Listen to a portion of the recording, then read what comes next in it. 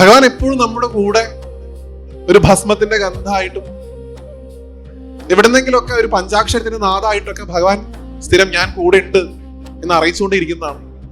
പ്രപഞ്ചത്തിന്റെ മുഴുവൻ പിതാവാണ് ഭഗവാനെങ്കിലും തന്റെ ഏറ്റവും പ്രിയപ്പെട്ട ഒരു മകൻ ഇനി അടുത്ത വർഷം തന്നെ കാണാൻ വരുള്ളൂ എന്നറിയണ സമയത്ത് ആ മഹാദേവന്റെ ഉള്ളിലുണ്ടാവുന്ന വികാരങ്ങളെ എങ്ങനെ നമുക്ക് കാണാൻ സാധിക്കും? പ്രപഞ്ചത്തിന് മുഴുവൻ അച്ഛന്റെ സ്ഥാനം മഹാദേവൻ അലങ്കരിക്കുന്നുണ്ട്. എങ്കിലും അദ്ദേഹത്തിന് ഏറ്റവും പ്രിയപ്പെട്ട ഒരു മകൻ ഉദയനാപുരത്തപ്പനെ കാത്തു നിൽക്കുന്ന വൈക്കത്തപ്പൻ അല്ലെ, അന്നദാന പ്രഭുവായിട്ടുള്ള പെരുന്നാളത്തപ്പൻ തന്നെ ആയിട്ടുള്ള വൈക്കത്തപ്പൻ. ഞാൻ പറഞ്ഞിരുന്നു, ഭഗവാനെ നിങ്ങൾ ആശ്രയിക്കുകയാണെങ്കിൽ ആത്യന്തികമായിട്ട് നിങ്ങൾക്ക് ഒരിക്കലും ഞാൻ ഒറ്റയ്ക്കായി പോയി എന്ന് തോന്നില്ല. ഭഗവാൻ എപ്പോഴും നമ്മുടെ കൂടെ ഒരു ഭസ്മത്തിന്റെ ഗന്ധമായിട്ടും എവിടെന്നെങ്കിലുമൊക്കെ ഒരു പഞ്ചാക്ഷരത്തിന്റെ നാദായിട്ടൊക്കെ ഭഗവാൻ സ്ഥിരം ഞാൻ കൂടെ ഉണ്ട് എന്ന് അറിയിച്ചുകൊണ്ടിരിക്കുന്നതാണ്. അങ്ങനെയുള്ള ഭഗവാൻ അദ്ദേഹത്തിന്റെ ഏറ്റവും പ്രിയപ്പെട്ട മകൻ സാക്ഷാൽ മുരുകൻ. നോക്കൂ, ഭഗവാന് ഈ ശിവൻ എന്ന് വിളിക്കപ്പെടുന്ന ചൈതന്യത്തെ ഞാൻ പറഞ്ഞല്ലോ, ഈ ക്ഷിപ്രകോപിയാക്കുന്ന സമയത്ത് നമ്മൾ ആത്യന്തികമായിട്ട് ഭഗവാൻ ഒരു ഈഗോ ചാർത്തി കൊടുക്കുക ചെയ്യുന്നത്.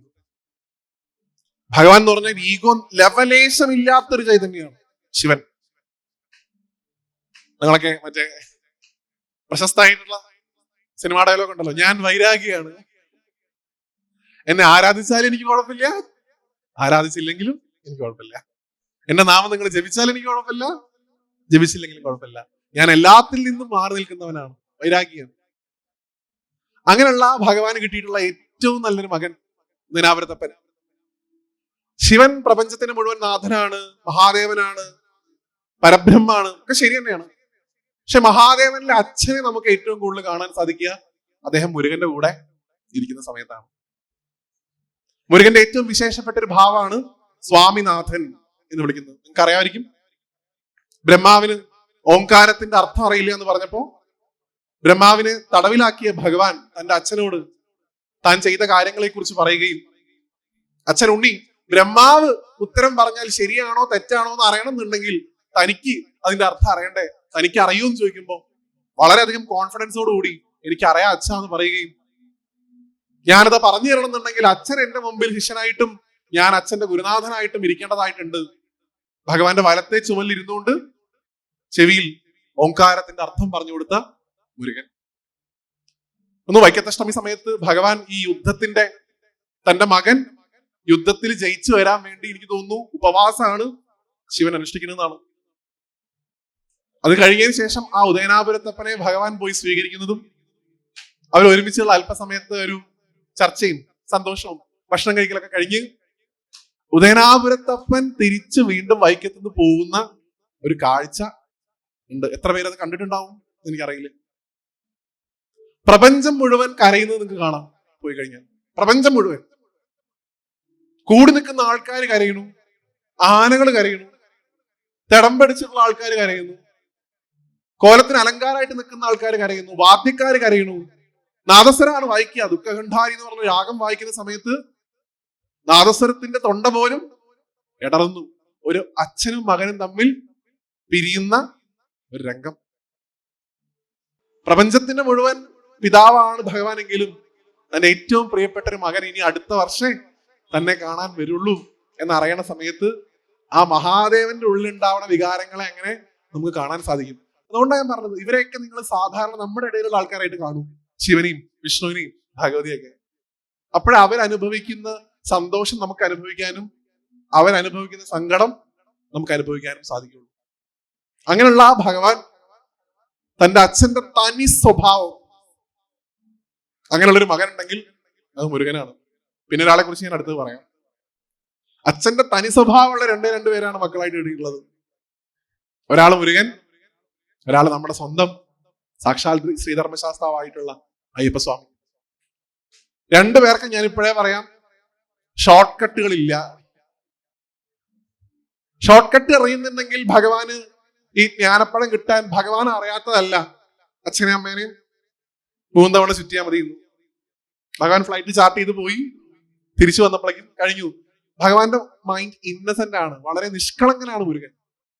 നേരെ വാ നേരെ പോ. ആ ഭഗവാനെ ആശ്രയിച്ചു കഴിഞ്ഞാൽ നമുക്കും ഈ ഭഗവാന്റെ സാക്ഷാൽ മഹാദേവന്റെ പ്രീതിയും ആത്യന്തികമായിട്ട് ഉണ്ടാവുന്നതാണ്. ശിവൻ ശിവനാക്കി തീർക്കും തന്റെ ഭക്തരെ എന്ന് പറയാറുണ്ട്. അതുപോലെ കയറി വരുന്ന ഓരോരുത്തരോടും നിങ്ങളിലുള്ള എന്നെ തിരിച്ചറിയൂ എന്ന് പറയുന്ന രണ്ടുപേരെ നമുക്കുള്ളൂ. എല്ലാരും ഇതാ പറയണേ, എങ്കിലും പ്രത്യക്ഷത്തിൽ നമ്മൾ അയാളെ കാണാൻ പോണ സമയത്ത് നിങ്ങളിലുള്ള എന്നെ നിങ്ങൾ തിരിച്ചറിയൂ എന്ന് പറയുന്ന രണ്ട് മക്കളാണ് വൈദ്യനാഥപ്പനുള്ളത്. ഒന്ന് സ്വാമി, നിങ്ങൾക്ക് എല്ലാവർക്കും അറിയാം, തത്വമസി, നമുക്ക് അതിനെ കുറിച്ച് പറയാൻ ചെയ്യാം. രണ്ടാമത്തെ ആള് മുരുകനാ. എന്താ ഭഗവാൻ പറയണേ? കേറി വരുന്ന ആളുകളോടൊക്കെ പണ്ട് പഴം കിട്ടാതെ കുന്നിന്റെ പുറത്ത് കയറി നിന്ന സമയത്ത് സാക്ഷാൽ ജഗദംബിക വന്ന് പറയുന്നുണ്ട്, മോനെ ഒരു പഴം കിട്ടാത്തതിന്റെ പേരിലൊക്കെ നീ പിണങ്ങി വന്നാലോ. ഞാൻ പൂനെ പോയ സമയത്ത് ഉണ്ടായ ഒരു രസകരമായിട്ടുള്ള സംഭവം നിങ്ങളോട് പറയാം. മുത്തശ്ശി, അവിടെ ഒരു ഫ്ലാറ്റിൽ ഉണ്ടായിരുന്ന മുത്തശ്ശി എന്നെ കാണാൻ വന്നിട്ട് ചോദിച്ചു, വ്യാസനെ ഗുരുവായൂരപ്പൻ എന്താ കഴിക്കുക ചോദിച്ചു.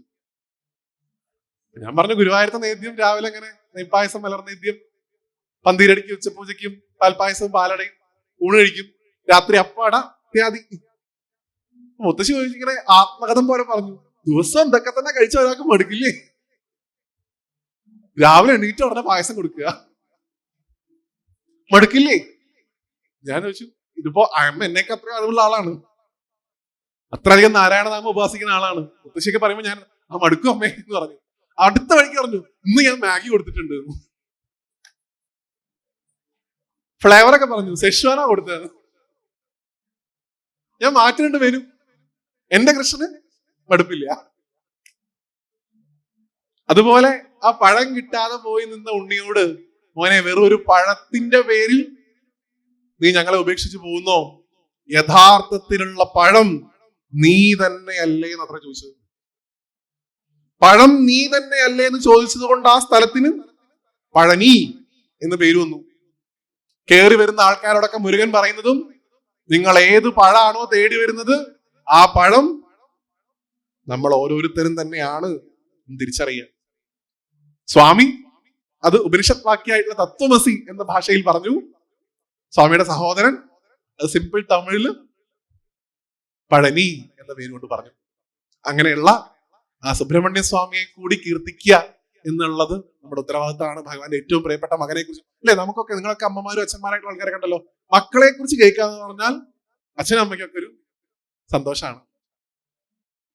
എന്റെ അച്ഛനും അമ്മയൊക്കെ ഞാനിപ്പോ ഏതെങ്കിലും ഇന്റർവ്യൂ ഒക്കെ കൊടുത്തു കഴിഞ്ഞാൽ ഞാൻ തന്നെ നോക്കുമ്പോ എന്റെ സകല ഫാമിലി ഗ്രൂപ്പിലും എന്റെ ഇന്റർവ്യൂ ആദ്യം ഫോർവേഡ് ചെയ്യുന്ന അച്ഛനാണ്. എല്ലാവരും കാണട്ടെ. മക്കളെ കുറിച്ച് കേൾക്കാന്ന് പറഞ്ഞു കഴിഞ്ഞാൽ മാതാപിതാക്കൾക്ക് അതിനേക്കാൾ വലുതായിട്ട് ഒന്നുമില്ല.